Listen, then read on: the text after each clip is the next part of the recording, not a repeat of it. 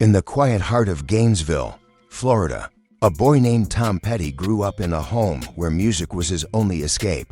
Born on October 20th, 1950, to Kitty Petty and Earl Petty, Tom spent his childhood navigating the storm of his father's violent temper and his mother's fragile health. Their small house in the Duck Pond neighborhood looked peaceful from the outside, but inside it was filled with fear. By age 5, Tom had already learned how to disappear into corners to avoid Earl's rage. His mother, Kitty, gentle and music-loving, kept a radio humming constantly. That little sound became his lifeline. A moment in 1961 changed everything. Tom's uncle took him to a movie set in Ocala, where Elvis Presley was filming Follow That Dream. When Elvis walked past and shook young Tom's hand, it was like a spark that lit a fire inside him.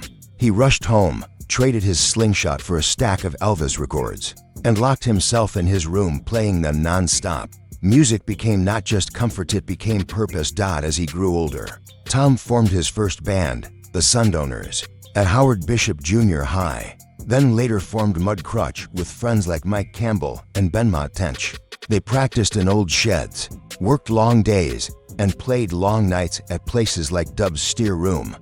By 1974, Tom left Gainesville for Los Angeles, chasing a dream with nothing but a demo tape and a beat-up car full of bandmates. The band fell apart, but Tom didn't. When he joined Campbell, Tench, Ron Blair, and Stan Lynch, they became Tom Petty and the Heartbreakers, a band that had no idea it was about to explode onto the world stage. From their early tours with Blondie to sudden fame in the UK, Tom quickly became a rock and roll force. Songs like American Girl and Breakdown turned him into a star. But behind the music, life was falling apart. Legal battles with MCA Records, the collapse of his marriage to Jane Baigneau, and endless pressure pushed him into emotional exhaustion. Still, he pushed through, releasing Damn the Torpedoes, which turned into a triple platinum triumph. The 1980s and 90s brought higher peaks and deeper valleys.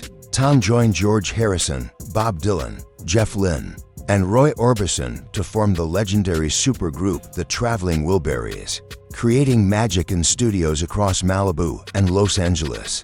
His solo masterpiece Full Moon Fever brought hits like Free Fallin' and Runnin' Down a Dream, cementing his place in American music history.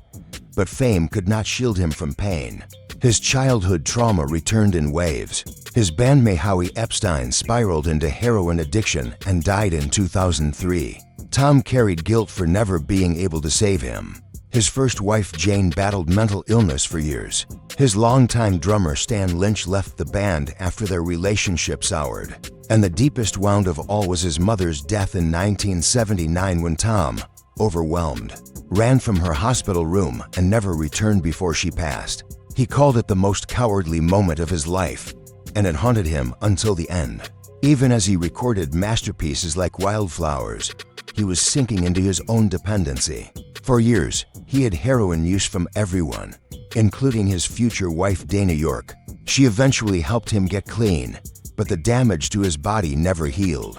By the 2010s, Tom was performing through broken bones, chronic pain, and crippling lung problems. Yet he always said, "Just get me to the stage." And somehow, he always made it. In 2017, during his 40th anniversary tour, Tom performed 53 shows across the country despite a fractured hip. On September 25th, he walked on stage at the Hollywood Bowl for the final time. 1 week later, on October 2nd, 2017, he was gone dead at 66 from accidental drug toxicity after taking medications for his unbearable pain. Tom Petty left behind more than music. He left behind truth about pain, about regret, about resilience. He gave the world songs that felt like confessions whispered in the dark. And even in the darkest moments, he never stopped writing, never stopped searching, never stopped singing for something real.